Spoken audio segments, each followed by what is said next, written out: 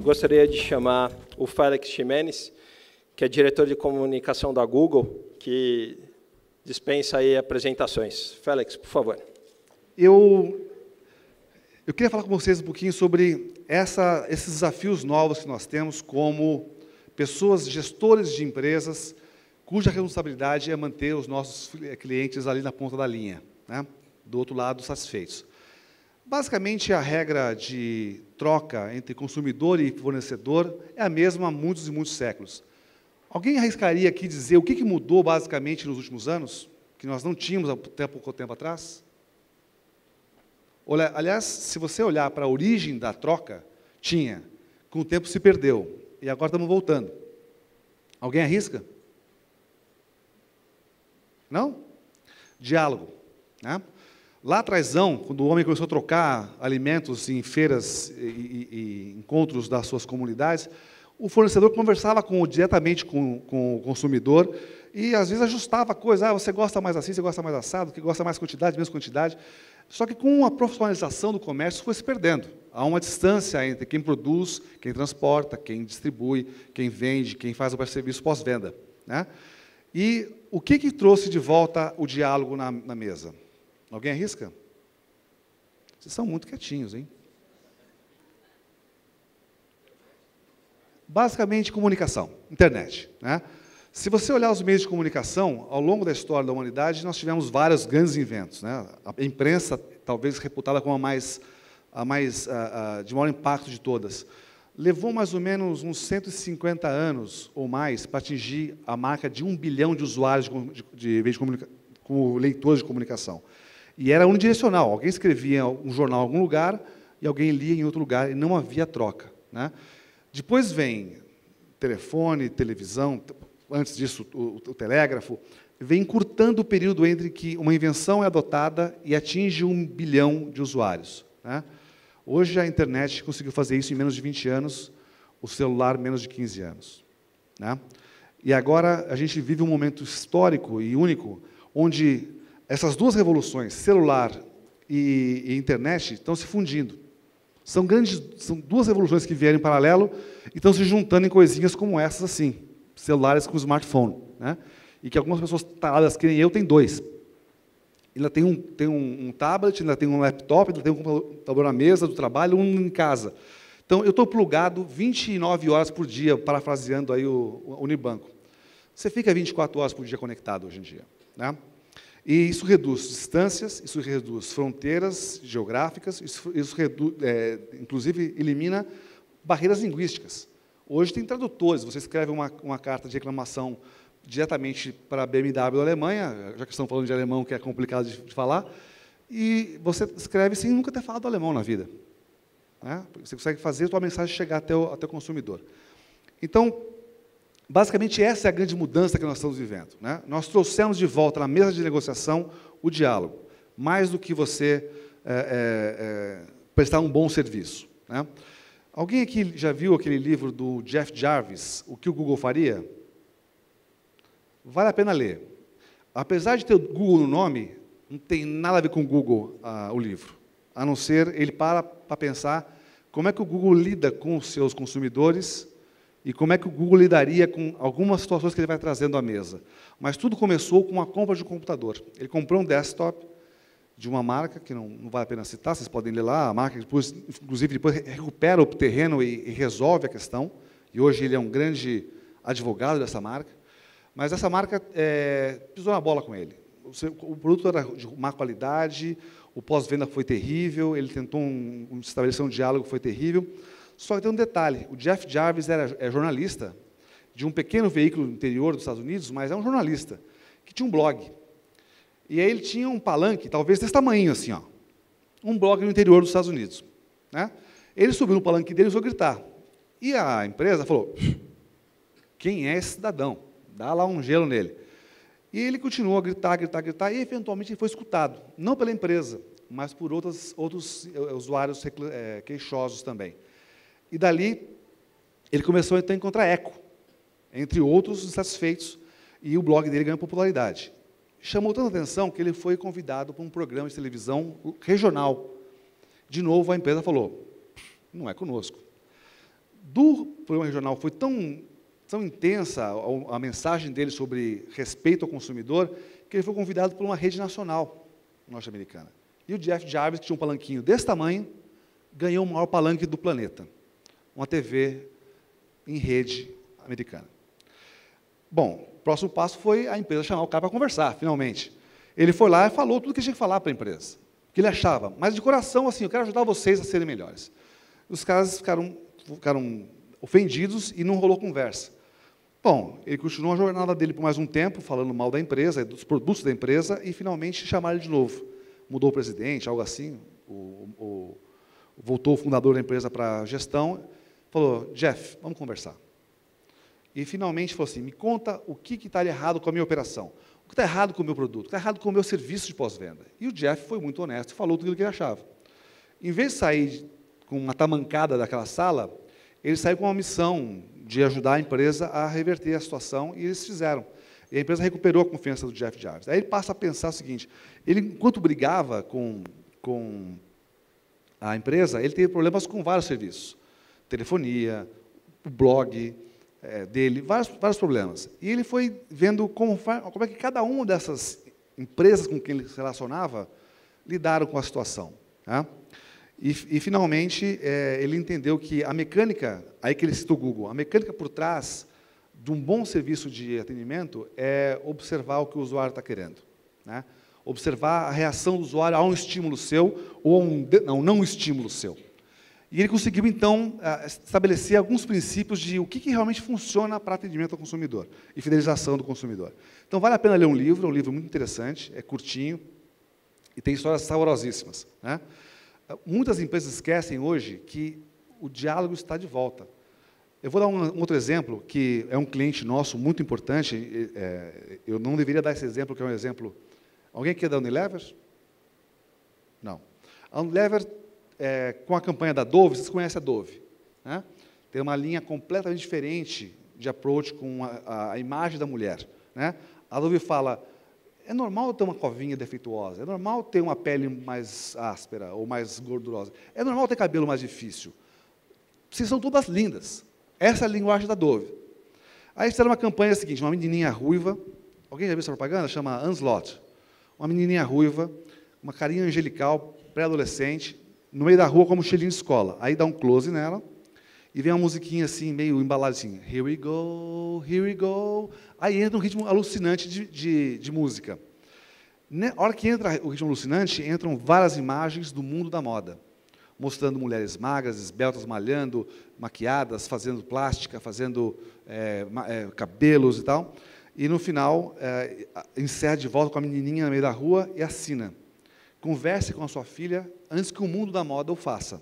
Ou seja, a beleza natural dela tem que ser preservada e não se submeter à ditadura da moda.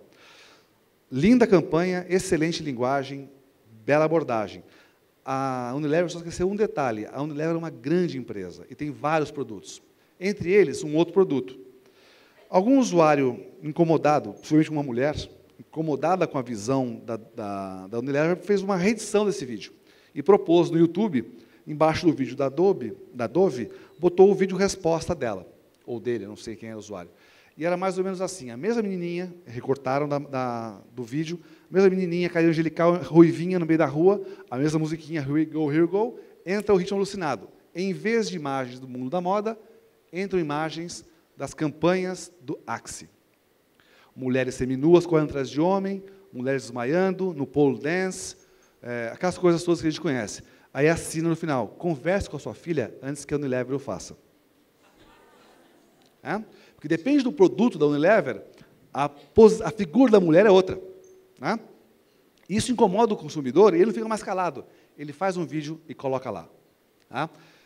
E aí dançou. Né? Porque aí vira viral, aí vira um fenômeno de internet, aí todo mundo espalha e você gastou uma banana de dinheiro para construir a sua imagem, para desenvolver o produto, para construir a comunicação, para fazer tudo, e alguém com um computadorzinho chechelento em casa faz uma resposta a você que destrói todo o seu investimento. Tá? Então, essas coisas passam despercebidas hoje. A gente está acostumado com eu faço, eu entrego, eu comunico, você ouve, tá? E compra aí. E vai comprando, né? Algumas marcas são conhecidas pela excelência da sua relação com o usuário, não só pela qualidade do produto, né? Mas pela experiência em si, né? Exemplos clássicos. Apple é um exemplo clássico. Tem as lojas conceitos da Apple, os produtos da Apple. Harley Davidson, a BMW, a Montblanc, diversas marcas têm essa característica de criar uma aura em torno do produto. Isso é muito legal, muito legal, mas também não basta. E nós estamos vendo que já não basta, né?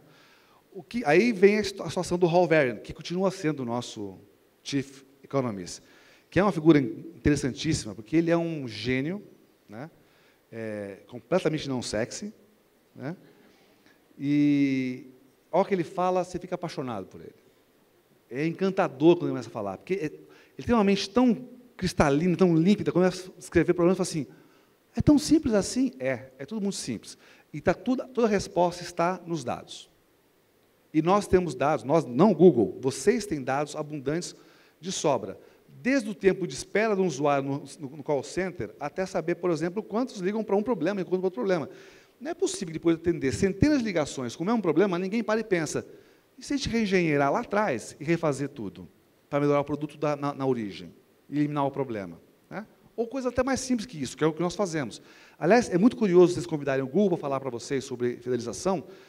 Pare e pense, nós não temos sequer um 0800. Alguém já tentou falar com o Google 0800?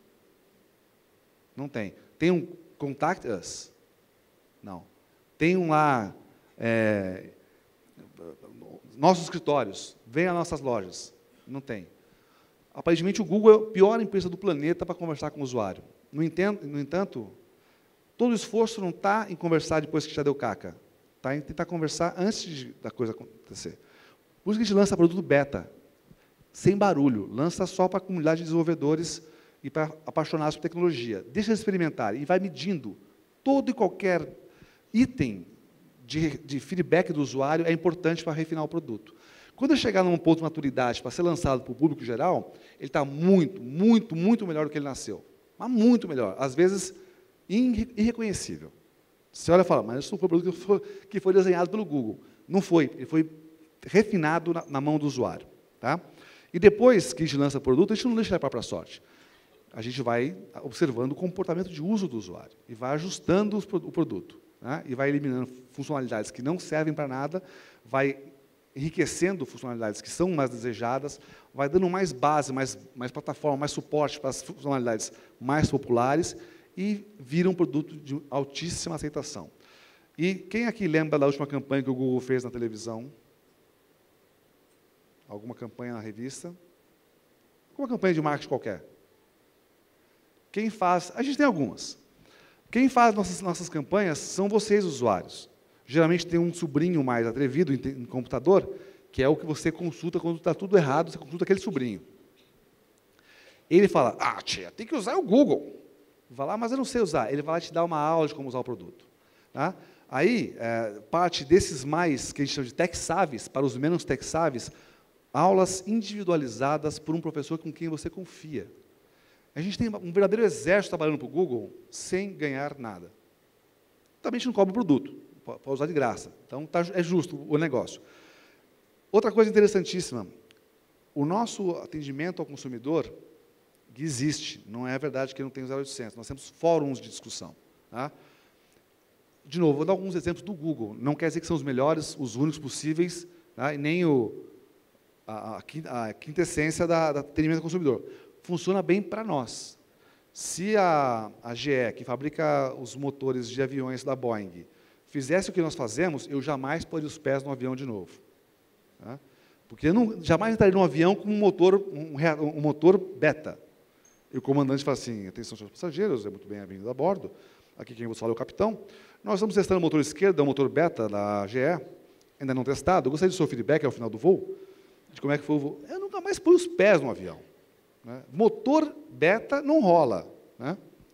Então, funciona para o Google, funciona para a nossa linha de trabalho, funciona para o nosso produto, para o nosso métier. Tá? Mas sempre tem alguma coisa que você pode extrair de aprendizado desse tipo de coisa. Como é que funciona o nosso fórum? Voltando para o fórum. A gente tem plataforma onde o usuário coloca as perguntas e deixa usuários mais espertos, mais conhecedores, responderem. Tá? E cria a ferramenta para o usuário votar se a pergunta foi bem respondida ou mal respondida. E as mais bem respondidas sobem no ranking, aparecem na frente. As mal respondidas vão desaparecendo, são soterradas pelo volume de informação que tem na internet. E a gente fica parado sem fazer nada? Não, a gente fica monitorando o tempo todo. Nós temos um grupo de especialistas monitorando, e a hora que percebe uma resposta errada, o que vai induzir ao erro, o que vai piorar o problema, ele pula dentro e fala, opa, não é bem assim, eu sou funcionário do Google, a história real é essa, e coloca a resposta oficial. Então, a estatística mostra que nós temos que responder, de fato, um número muito, muito pequeno de questões. O usuário responde o resto. E aí a gente cria, lógico, um jeito de fidelizar o ajudante. A gente cria o superusuário, né? O contribuidor principal. Esse cara vai encontrar com o nosso time de suporte de engenharia uma vez por ano na Califórnia. A gente paga a passagem para ele, vai lá do mundo inteiro para a Califórnia conhecer os engenheiros que fazem o produto. E ele relata o feedback dele como sendo um usuário que ajuda usuários. Ele fala, olha, tem um caso nas Filipinas, um cara que fez assim, assado, nós fizemos o seguinte, de fato não tem essa funcionalidade, seria bom vocês terem. Então, ele dá feedback, ele é o nosso canal de comunicação com o usuário e com o nosso engenheiro. Isso é subversivo, gente. A gente troca a passagem de avião para a Califórnia por um serviço inestimável. Né? A gente devia ser punido por isso, eu acho. Mas não dá ideia para as autoridades, que já tem punição suficiente na cabeça do Google. Né? Então, quer dizer, esse contato permanente, esse diálogo permanente com o usuário, é que fazem do nosso sistema de desenvolvimento de produto e do nosso sistema de pós-venda, ou pós-lançamento de produto, uma experiência única. Né? Se vocês lembrarem bem, da primeira vez que vocês usaram o produto do Google aos dias de hoje, nada mais é igual. Tudo mudou. O produto muda todo santo dia. Para vocês terem uma ideia, a busca do Google, a busca que é o nosso carro-chefe, recebe em torno de 2 a 3 mil modificações por ano. E vocês nunca percebem isso. Continua aquela tela branca, escrito Google, e estou com sorte, o botãozinho lá. Né? 2 a 3 mil funcionalidades diferentes que recebe todo ano. 500 ficam. Como é que a gente mede isso? A gente vai testando. Se deu melhor ou menos resultado para o usuário, se deu mais ou menos tempo de resposta. O Google tem algumas paranoias. Uma delas é oferecer velocidade quase que instantânea para respostas. Né? Essa paranoia é tão grande, mas tão grande, que se vocês repararem, hoje, quando vocês digitam alguma coisa no Google, já começa a surgir respostas. Mais do que isso, já começa a surgir links embaixo. Nós descobrimos que existe uma pecinha que não dá para refinar muito mais do que já refinamos, que é a resposta de busca. Essa pecinha está entre o monitor e a cadeira. O cara leva tempo para digitar, o cara leva tempo para ler, leva tempo para escolher uma resposta plausível. Então, a gente começa, a primeira palavra, letra que o cara digita, será que é isso? Será que é aquilo? Será que é aquilo outro? Como é que a gente adivinha essas palavras? A gente sabe tudo sobre o usuário, e a gente sabe que ele gosta daquele tipo de resposta. Não, é estatística. Por isso que o estatístico é o homem mais sexy do mundo nos próximos anos. Né? Porque, estatisticamente, sempre que alguém botou a palavra F, em seguida escreveu Facebook. Né? Aí eu falo, mas o Facebook é concorrente do Google? Eu não estou preocupado com concorrência, estou preocupado com o meu usuário. Se eu começar a tentar driblar o usuário, não oferecendo para ele Facebook de cara, oferece qualquer outra coisa. França, né? Feijoada, qualquer com F lá. Não é o que ele quer. Não é o que ele quer, ele vai ficar frustrado. Quem perde, o usuário perde. E se o usuário perde, quem perde? O Google perde. Então, se ele quer Facebook, deixa para o Facebook. Quanto menos tempo ficar entre ele e o que ele quer fazer na internet, melhor. Por quê? Ele teve um bom serviço de atendimento, ele ficou satisfeito, ele volta amanhã. Né? E volta depois de amanhã, e volta sempre. Então, fidelizar nem sempre é você cercear os teus... Aliás, nem sempre não. O nosso aprendizado é, fidelizar não é cercear o usuário de forma alguma, é deixá-lo livre para fazer escolhas. Se ele for respeitado como um usuário que tem direito de escolhas, ele vai respeitá-lo como um consultor, alguém que o ajuda a fazer as melhores escolhas. E essa é o nosso caminho. Então, eu não sei se vocês querem privilegiar, fazer um pouco mais de perguntas e respostas. O nosso recado para esse grupo é esse. A gente faz foco 100% no usuário e não nas nossas necessidades, não nos nossos anunciantes e parceiros. Primeiro vem o consumidor, a liberdade, consistência na atuação, a gente tem que fazer isso ao longo dos anos, over and over and over again, para confiarem na gente, e não há nunca um produto pronto. O refinamento tem que ser by the hour, né? A cada nova influência que você recebe do usuário, nova informação, novo input, você tem que reagir, você é obrigado a reagir, sob a pena de se tornar obsoleto, inadequado, ineficiente e, portanto, não mais necessário para o usuário. Tá bom? Bom, obrigado pelo tempo de vocês. Acho que a gente vai bater um papo, né, Maurício? Fazer umas perguntas? Dá tempo. Dá tempo, sim. Bom, acho que antes de mais nada, queria agradecer a participação. Eu lembro, uns 4 anos atrás, meu filho, 4 anos, perguntou para mim: pai, você conhece o Google? Eu falei: eu conheço, filho. Ele é um cara legal? É ótimo. Eu falei: ele é um cara bacana. Ele falou: mas por que você acha ele bacana? Eu falei: ele responde um monte de pergunta que eu faço, né? E acho que não dá para discutir. Acho que eu sempre fico me questionando de uma forma até pobre se o Google é uma empresa de comunicação ou uma empresa de tecnologia. E, na verdade, ele é uma combinação de ambos. Mas eu queria aproveitar e abrir para o público, se alguém gostaria de fazer alguma pergunta para o Félix. A palestra é excelente, é aquela que não precisa nem de PowerPoint, né? Mas a gente aproveitar a presença dele quiser, aqui. Posso passar uns slides também. Eu tenho vários. Né? Alguém gostaria de perguntar alguma coisa? Bom, Félix, agradeço. Foi tão decepcionante assim? Eu falei em diálogo, em estabelecer conversas. Ninguém quer conversar comigo? Félix, está hoje a gente, desde de manhã, a gente está querendo estabelecer esse contato aí com o pessoal. Tá certo. Esse é um evento novo e a gente está ainda engatinhando, mas acho que é uma presença ilustre ter você aqui, e eu queria agradecer mais uma vez pela excelente palestra. Muito obrigado. Obrigado, e contem conosco aí para mais assuntos.